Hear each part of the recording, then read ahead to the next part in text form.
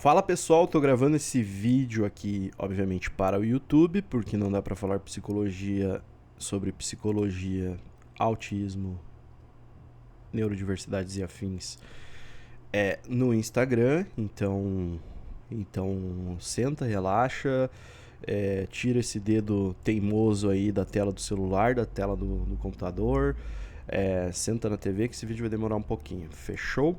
Então vamos lá, vamos falar sobre o que tem me incomodado neste final de ano de 2025. Hoje é dia 21 de dezembro de 2025, o dia que eu estou gravando esse vídeo. E eu estou profundamente chateado com pessoas criticando a superficialidade dos temas tratados no Instagram. No Instagram. Porra. Irônico, né? E aí, pra que lado a gente vai? Bom, hoje eu assisti, né, uma jovem psicóloga se maquiando e falando sobre... explicando o que é suporte no autismo nível 1 de suporte. Eu achei sensacional o vídeo dessa menina. Sensacional. Por quê? Obviamente que hoje a gente é refém de algoritmo, e sendo refém de algoritmo a gente vai ter uma tendência, se quisermos crescer dentro do algoritmo, vamos seguir uma receita de bolo, né? E essa receita de bolo geralmente tem nome. Um dos nomes que pode se dar para isso é AIDA. Vocês sabem o que é AIDA? Enfim, AIDA é uma receita que muita gente está usando. Muita gente não sabe o significado por trás dessas técnicas de marketing, né? Mas basicamente, atenção, interesse, desejo e ação, né? Então, vou capturar a tua atenção, vou manter seu interesse, né? Vou manter sua curiosidade, depois vou tentar criar um desejo e no final vou te chamar para ação. E ação pode ser qualquer coisa, pode ser eu vender um e-book, pode ser eu vender uma videoaula, pode ser eu vender qualquer merda do tipo. Enfim, por trás de todas essas receitas de bolo de marketing existem conhecimentos científicos consolidados, né, que essas fontes bebem, que é a psicologia comportamental, né, enquanto controle social. Isso existe? Lógico que isso existe, né? Inclusive temas de controle essa temática de controle social, e não, isso não é teoria da conspiração, é considerado conteúdo sensível pela BIM, Agência Brasileira de Inteligência, né? Então, para você ver o quão teórico da conspiração eu estou sendo agora. Mas enfim. Mas o fato é que a gente tem sido escancarado por coisas que sempre tiveram, né? Sempre existiram. Então, quando a gente tava, sei lá, assistindo televisão, esse tipo de coisa, porra, os caras se prostituíam em troca da audiência, né, velho? Tipo, quem nunca assistiu o Controle do Ratinho? Eu lembro do caso do Fantasma da Navalha. Fantasma da Navalha era sensacional. Era tipo um mês inteiro, não sei se foi um mês inteiro, se foi um ano inteiro. Minha tia lá tomando chimarrão, 9 horas da noite e tentando compreender o caso do Fantasma na Navalha. E o repórter tocava uma música de suspense, não sei o que, não sei o que. Ou então o incrível João Kleber, né? O que é mantendo a atenção das pessoas durante 2 horas para no final chegarmos à incrível revelação de que a mulher se prostituía para comer cheeseburger. Ou que o cara é careca, ou que isso, ou que aquilo. Obviamente que os olhares mais atentos percebiam que eram sempre os mesmos atores, né? Que participavam do Caso de Família, que participavam do João Kleber, mas os olhares menos desatentos e, digamos, com um apelo mais emocional ao programa, preferiam não enxergar essas coisas e continuar assistindo aquilo, né? Ou então no Fantástico, grande Fantástico, Yuri Geller, aquele que entortava colheres e que dirigia carros e que fazia coisas mirabolantes. Podemos ir para outras histórias mirabolantes, né? chegando inclusive ao conceituadíssimo líder espiritual brasileiro chamado Chico Xavier, né? Onde um sinal de luz na janela dele era basicamente um milagre ou coisas do tipo. Enfim, a gente sempre teve exposto a fake news, a mentiras e etc, etc, etc. A internet apenas potencializou esse fenômeno de uma forma muito rápida. Beleza, ok. Quando a gente olha para alguns nomes fodas da psicologia, que a gente vai, que qualquer estudante de psicologia tem que pelo menos saber o que esse cara fez, podemos pegar, por exemplo, o John Watson, né? Foi o cara que praticamente criou o behaviorismo, né? O pai do behaviorismo, né? Pegou alguns estudos que já vinham, trabalhou em cima dos estudos do Pavlov e tal. Onde é que esse cara foi parar depois? Foi pro marketing. Ou seja, não foi pra psicologia clínica, ele foi pro marketing, né? Pô, encheu o burro de dinheiro. Obviamente que fazer testes condicionando medo em bebês não seria algo ético nem para 1913, mas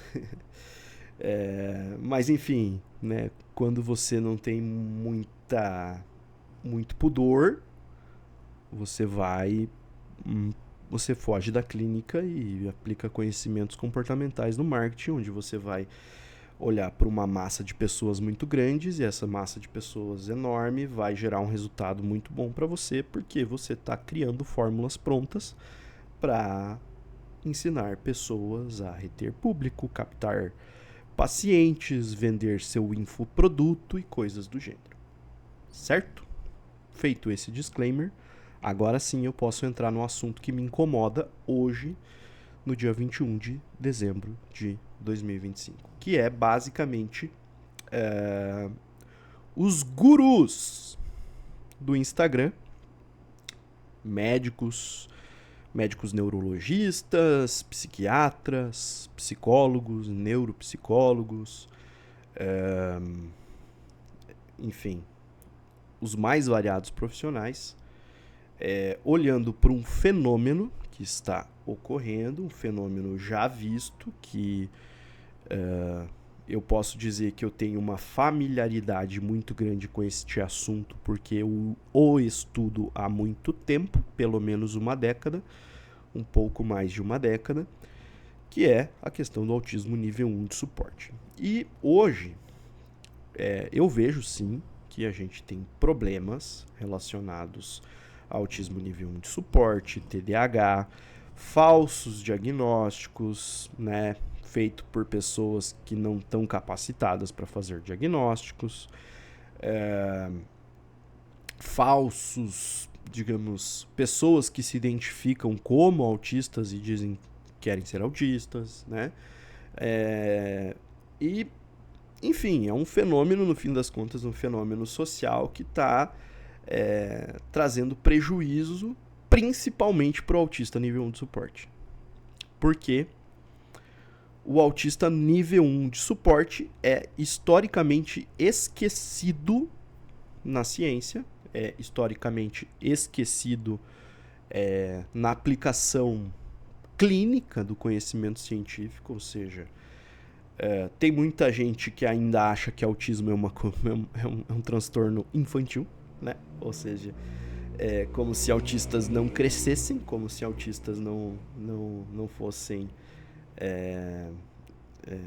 enfim, virar adultos um dia, como se autistas não fossem entrar no mercado de trabalho, universidades e afins. Ok? Problema real. Problema real. Autismo nível 1 de suporte às vezes tido como autismo leve. Autismo leve nunca existiu e nunca existirá. Sempre ele foi pouco estudado, porque ele foi pouco visível, e até hoje, né, se eu pensar logicamente, o que é mais fácil perceber? É mais fácil identificar autismo numa criança que começa a falar aos 5 anos de idade ou uma criança que começa a falar com 2 anos de idade, sem atraso na fala? Eu acho que é mais difícil identificar na criança que começa a falar normal.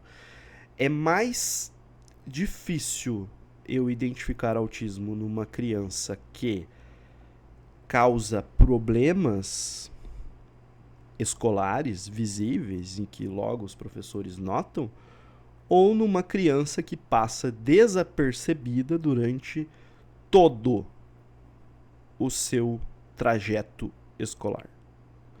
É óbvio que o segundo caso é um pouco mais difícil, ok? E não significa que, por ser mais difícil, ele não exista. Ele existe e há muito tempo este fenômeno ele é conhecido. Para quem não sabe, um dos maiores pesquisadores de autismo, seja nível 1 de suporte, ou seja, enfim, como o espectro todo, é um cara chamado Simon Baron Cohen. Será que é Simon Baron Cohen? É, Simon. Que ele é primo do Sacha Baron Cohen, inclusive. Quem que é Sacha Baron Cohen? Aquele cara que fez aquele filme ridículo chamado Borat. Mas é Simon Baron Cohen, ok? Simon Baron Cohen, ele entre outras coisas, né, ele criou uma escala, um screening chamado AQ50. Eu não sei se o CAT-Q agora se ele colaborou com esse instrumento também, mas são instrumentos que servem para identificar basicamente a necessidade de investigar se aquele caso é autismo ou não é autismo, certo? Beleza, né? Então isso não é novo. Nos anos 2000 já existiam esses estudos, ok? E se você está conhecendo agora, você está atrasado. Só queria te dar esse aviso. Nos anos 2000 a gente já entendia isso, ok? E quando a gente olha para a história do autismo, a gente vai ver basicamente dois grupos principais. Primeiro, a descrição sobre autismo, né, um pouquinho mais formalizado, o termo ele já era conhecido, enfim, um pouco antes, mas a primeira descrição de um grupo de crianças, né, que é compatível com autismo nível 3, nível 2 de suporte, seria aquele feito por Leo Kanner em 1943, em que um grupo de crianças tinha dificuldade em contato visual, dificuldade, não verbalizava, ou verbalizava muito pouco, não interagia, tinham fixações muito intensas, empilhavam objetos, ou seja, todos esses comportamentos que a gente vê muito mais frequente no autismo nível 3 e nível 2 de suporte. Isso em 1943. Teve um outro cara chamado Hans Asperger, que em 1944 descreveu um grupo de crianças muito mais funcionais, entre aspas, que tinham linguagem preservada, inteligência preservada e muitas vezes superior. Cognição intacta, porém tinham dificuldades em socialização, geralmente, eram bastante evitativas no sentido de interagir com grupos maiores e geralmente interagiam baseados nos seus próprios interesses ou com pessoas mais velhas, com pessoas que dessem alguma vantagem intelectual, enfim, que o interesse não estava na socialização em si, estava muito mais voltado na coisa que eu gostava e que o adulto pudesse me dar. Ou seja, esse grupo do Hans Asperger, ele ficou 30 anos pelo menos esquecido, ou seja, o estudo dele não foi para frente durante 30 anos, ninguém conhecia esse grupo de pessoas. Lá em 1970, mais ou menos, foi a primeira vez que a gente entrou dentro do conceito de espectro, no sentido que teve uma psicóloga que estudava, colaborou imensamente no autismo, e ela propôs esse conceito de espectro, olhando que, poxa, eu tô olhando para o mesmo fenômeno nessas crianças nível 1, nessas crianças do Hans Asperger, nesse grupo observado por ele, e no grupo observado por Leo Kanner. A diferença está na intensidade dos sintomas, ok? Em 2013, o DSM ele simplesmente deixou de ser arcaico. Simplesmente deixou de ser arcaico. Eu vou pedir uma colinha aqui para ler quais eram as categorias do DSM-4, mas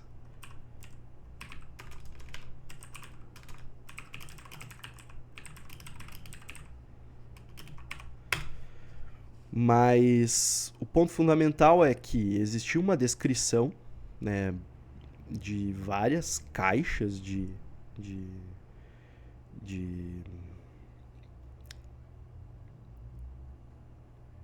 várias caixas diagnósticos que precisavam ser preenchidas, e muitas vezes elas não eram preenchidas. Então você tinha o autismo clássico, né?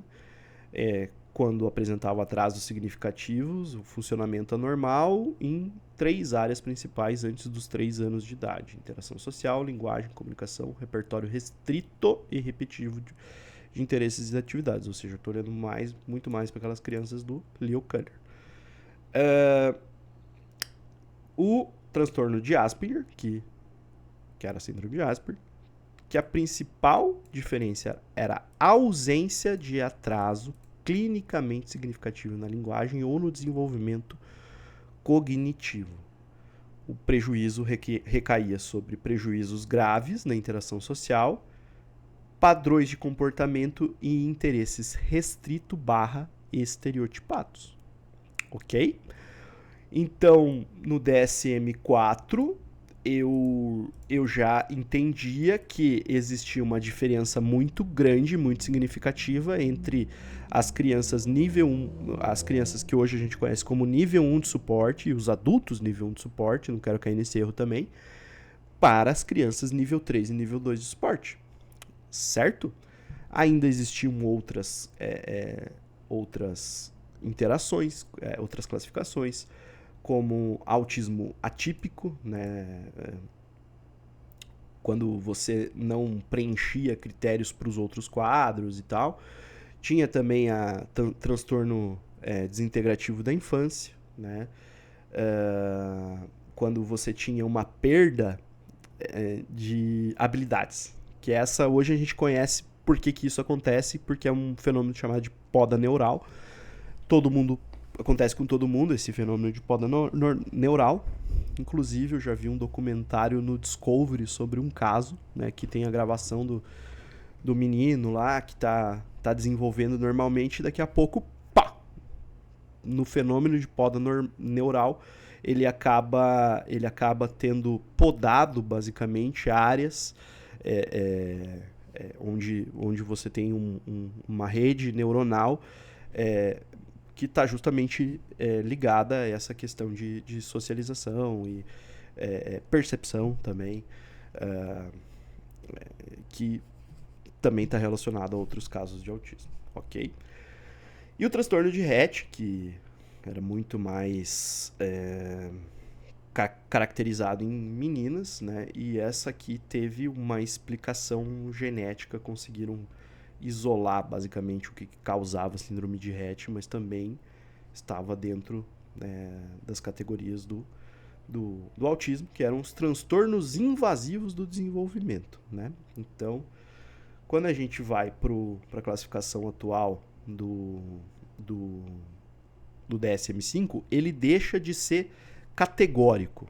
Ou seja, eu tenho categorias de coisas e eu estou definindo a partir dessas categorias.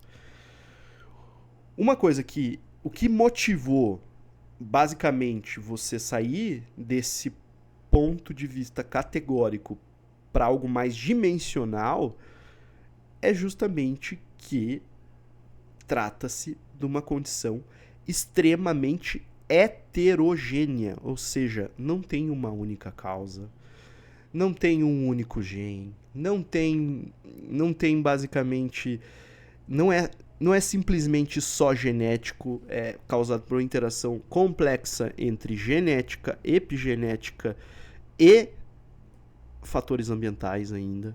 Existem casos de autismo que podem ser puramente ambientais.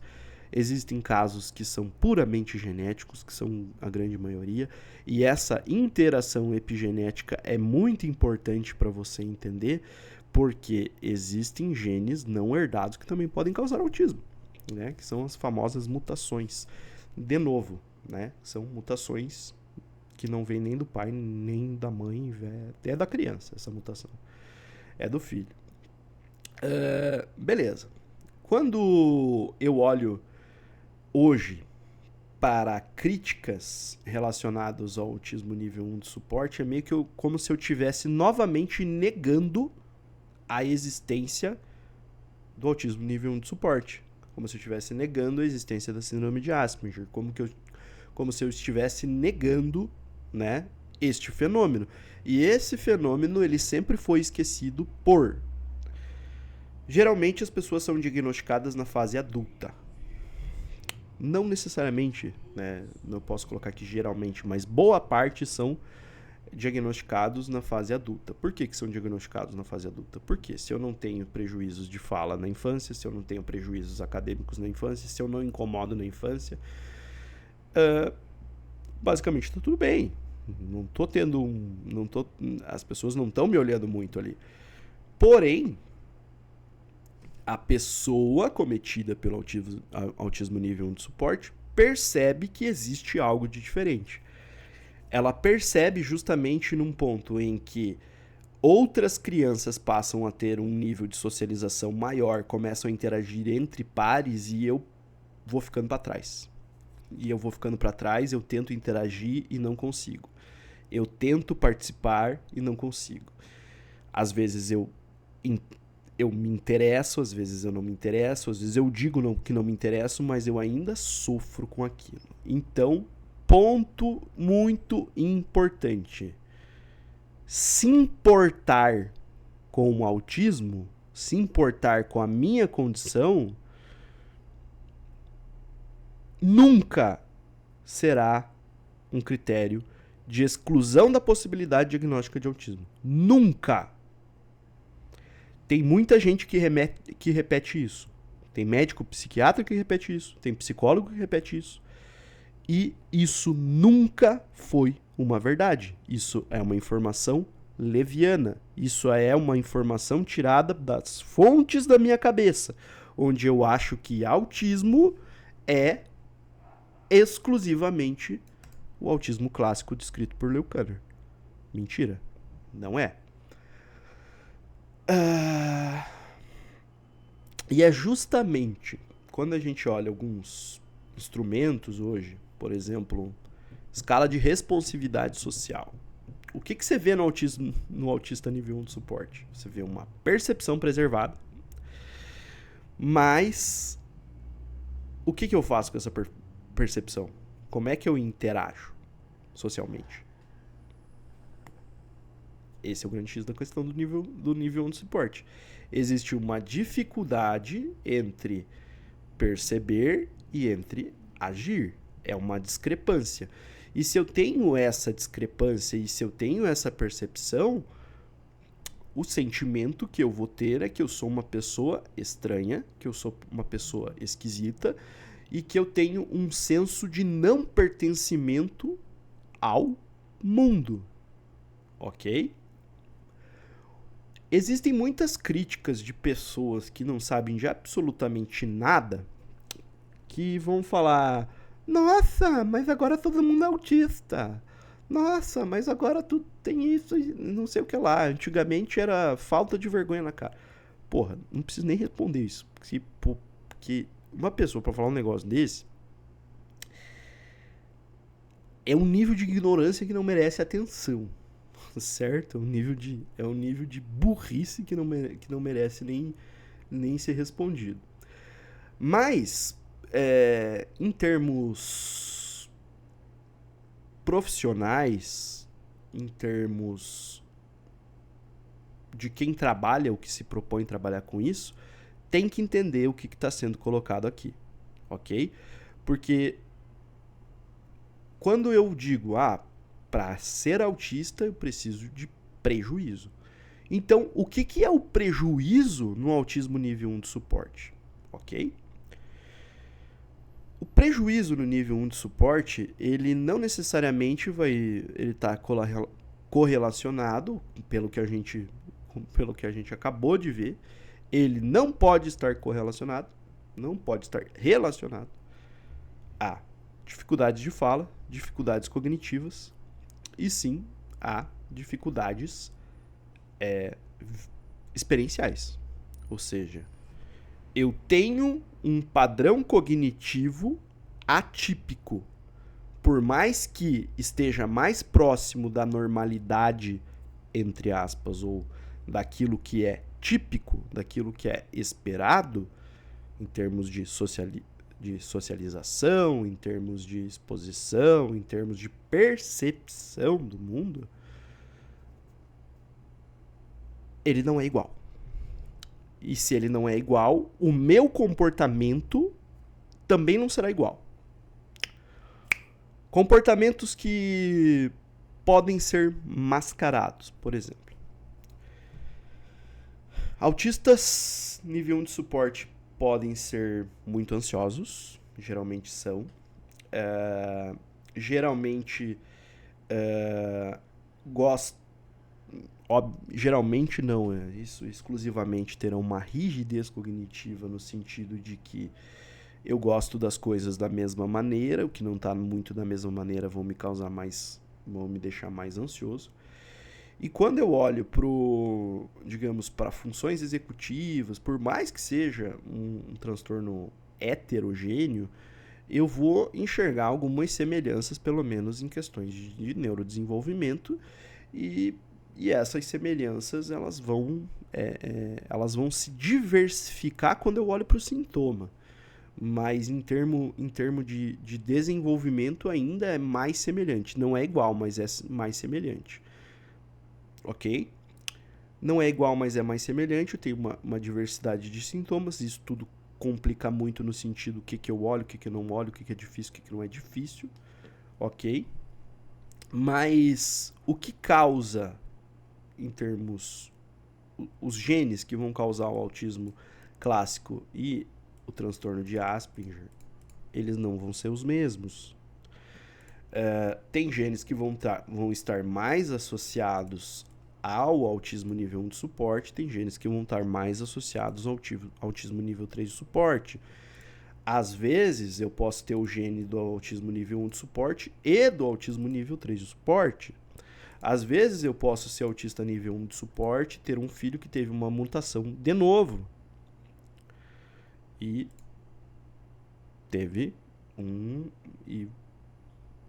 nasceu, né, com autismo nível 3 de suporte.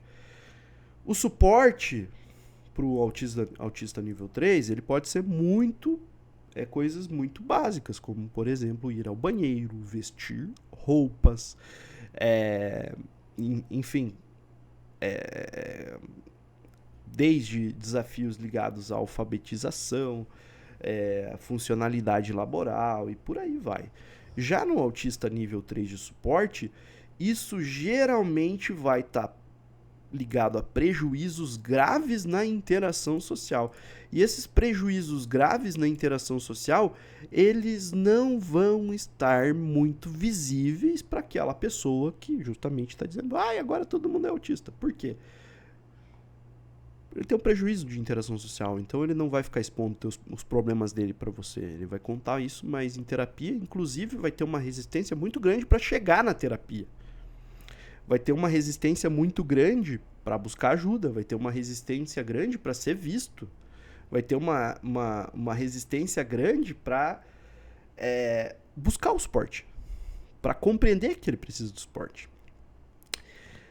Quando a gente olha para essas pessoas, a gente está muito pensando num fenômeno que ele ocorre, que é da exaustão.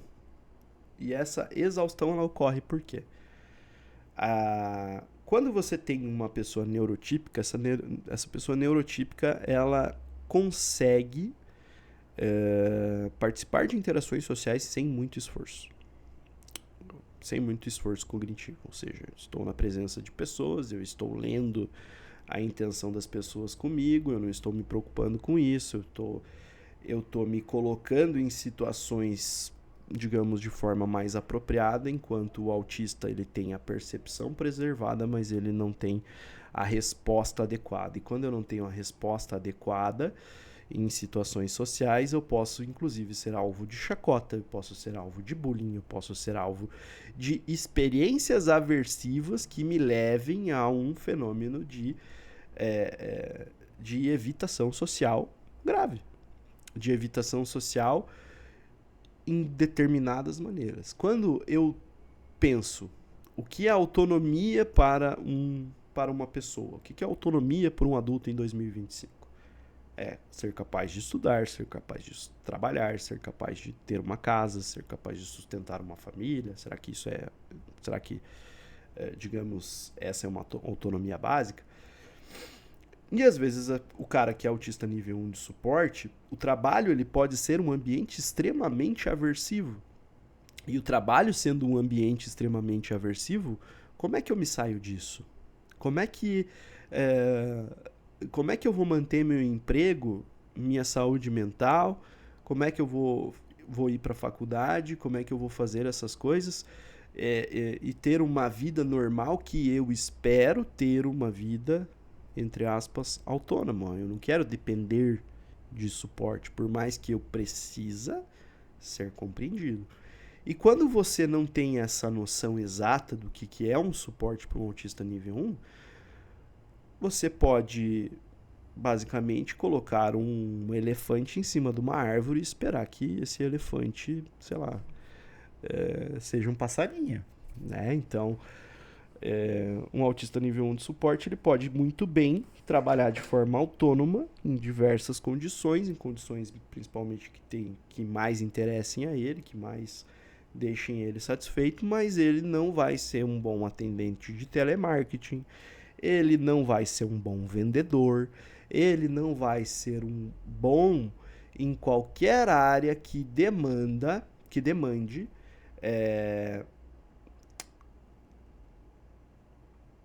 uma desenvoltura social mais qualificada. Porque ele até pode ter essa desenvoltura, ele pode até desenvolver em alguns aspectos. Porém, tudo isso custa a um custo energético muito significativo. E quando eu tenho esse custo energético significativo, eu entro num processo de exaustão rápida, intensa. E esse processo de exaustão leva ao adoecimento. Esse adoecimento leva à depressão. Essa depressão pode levar à perda da funcionalidade, que é justamente eu manter meu emprego. Ok? Agora, se eu entender que essa pessoa vai ficar muito bem colocada numa condição de um trabalho que tenha um custo energético mais baixo para ele, se essa pessoa entender que terapia cognitivo-comportamental baseada em evidências científicas vai fazer bem para ele, essa pessoa pode ter uma vida autônoma, pode ter seu suporte preservado e, enfim, vai ter uma vida muito mais digna, com sofrimento muito mais gerenciável. Sempre haverá sofrimento, isso vale para qualquer pessoa, muito mais blindada de questões de validação social, porque isso pode acontecer variando de acordo com a personalidade da pessoa também, porque eu posso me importar mais, eu posso me importar sim com o que as pessoas acham de mim, eu posso sofrer com isso, eu posso duvidar da minha competência, eu posso duvidar das minhas capacidades, porque eu cresci como um elefante em cima de uma árvore. E se eu cresci como um elefante em cima de uma árvore, aquilo que eu percebo sobre as minhas qualidades, quando eu olho como o mundo me avaliou, foi dessa forma, mas eu nunca tive colocado em outra posição. Isso é válido para pessoas neurotípicas também? Quando eu estou falando em processos cognitivos que envolvem aquela, digamos, a dimensão de regras e a dimensão de crenças, que seriam as crenças beckianas, que é um conceito, digamos, um pouquinho mais ultrapassado, mas funciona muito bem para trabalhar com ansiedade ainda. Aí eu tô falando um negócio que é válido para qualquer pessoa. Sim, é válido para qualquer pessoa. Porém, quando eu tenho ansiedade numa pessoa com autismo nível 1 de suporte, e quando eu tenho ansiedade em uma pessoa neurotípica, é completamente diferente. Completamente diferente. A pessoa que tem autismo nível 1 de suporte, a natureza dela já é um ambiente muito mais propício para desenvolvimento de ansiedade. Rigidez cognitiva é uma coisa que tem que ser muito olhada em terapia. Por quê? Rigidez cognitiva, ela não gosta de mudança. E se eu não gosto de mudança, qual que é qual que é o empenho que eu terei para fazer mudanças esperadas? Um processo que é completamente diferente em questão de terapia. Ativação comportamental. Vai pra academia, né? Manda o autista pra academia, 6 horas da tarde. Cheio de gente, o horário que ele tem. Qual que é a chance dele fazer esta ativação comportamental? Você tá colocando ele num ambiente que vai deixar ele mais ansioso ainda. Então ele não vai aderir. Muitas vezes, quando a gente olha pro autismo, a gente tá muito mais entendendo o ambiente que ele precisa, ou os ambientes que ele precisa, para construir protocolos para coisas que funcionam para qualquer pessoa, como depressão e ansiedade. E a gente é preciso adaptá-lo conforme a necessidade de cada um, conforme a sintomatologia de cada um, conforme as potencialidades de cada um e conforme as preferências de cada um. Então, se eu tô querendo trabalhar com autismo nível 1 de suporte, eu nunca poderei pensar em protocolos prontos, pois trata-se de algo extremamente complexo e heterogêneo. Cada pessoa é cada pessoa. O funcionamento ele vai variar dentro daquilo que se espera num padrão nosológico de interesses restritos, comportamentos repetitivos, muitas vezes sensibilidade sensorial, que é muito importante também olhar para isso, porque existe uma lógica. Quanto mais ansioso a pessoa está, mais sensível a barulhos ela também fica. E quanto mais sobrecarregada essa pessoa tá, menor a bateria social dela também tá. Quando eu simplesmente respondo que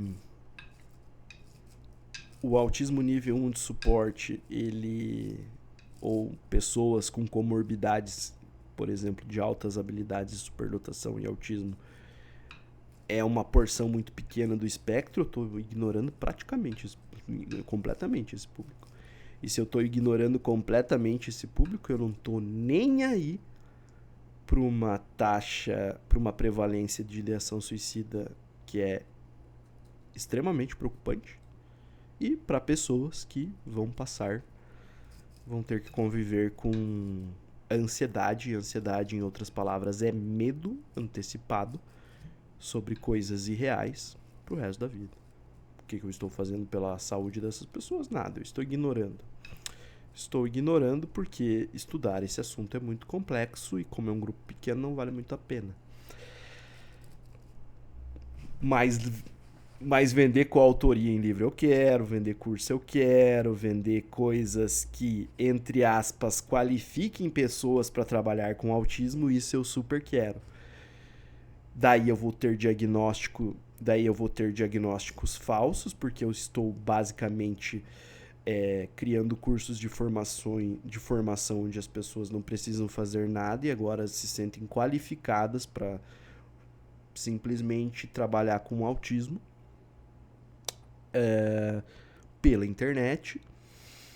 Nada contra o trabalho pela internet, mas vocês entenderam o contexto. E daí eu começo a ter vários diagnósticos, porque existem pessoas que não estão sabendo diferenciar transtorno do espectro autista nível 1 de suporte, como transtorno esquizotípico, como transtorno de personalidade borderline, caso de meninas. Não estou sabendo diferenciar transtorno de ansiedade social e autismo, não estou sabendo diferenciar um tag convencional, né, ou um tag relacionado ao autismo. Eu estou criando um problema e criticando ele ao mesmo tempo, e o autista nível 1 de suporte permanece como sempre esteve, esquecido basicamente por todo mundo. Isso é uma coisa que me deixa extremamente chateado, né? E, pô, para de mandar pra mim pessoa usando técnica comportamental pra me oferecer coautoria no seu livro, cara. Porra, no dia que eu quiser escrever um livro, eu escrevo. Prefiro usar o ChatGPT do que pagar pra você que vai usar o ChatGPT, entendeu? Vai me emprestar a sua autoridade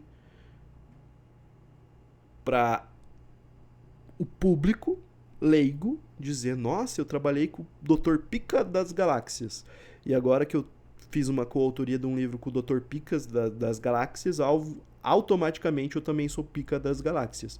Não é o que eu estudo, é a autoria com o senhor, ou com os senhores, que agora criticam vários diagnósticos falsos de autismo.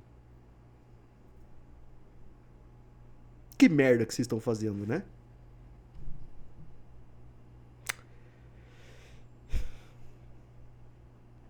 Quem estuda o básico, e assim, é o básico, eu não sou nenhum especialista em análise experimental do comportamento, mas o meu básico bem feito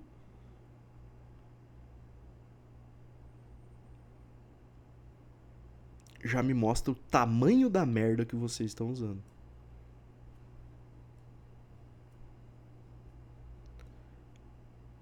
E se eu vejo o tamanho da merda que vocês estão usando e vocês não estão vendo, significa que é muito fácil vender autoridade nos dias de hoje. Antigamente era mais difícil, mas existiam falsas autoridades. Por exemplo, você podia ser amiga de um apresentador de um reality show, e lá ter uma conversa muito... reality show não, de um talk show, e lá ter conversas muito divertidas com essa pessoa, tomando uns gorozinhos, né, que era inclusive um cara muito inteligente. E daí depois você mostra a tua cara quando você vem falar de física quântica e comportamento, né? Daí você mostra que a sua superficialidade sempre foi muito evidente, a informação que era um pouquinho escassa. E esse fenômeno está cada vez mais comum.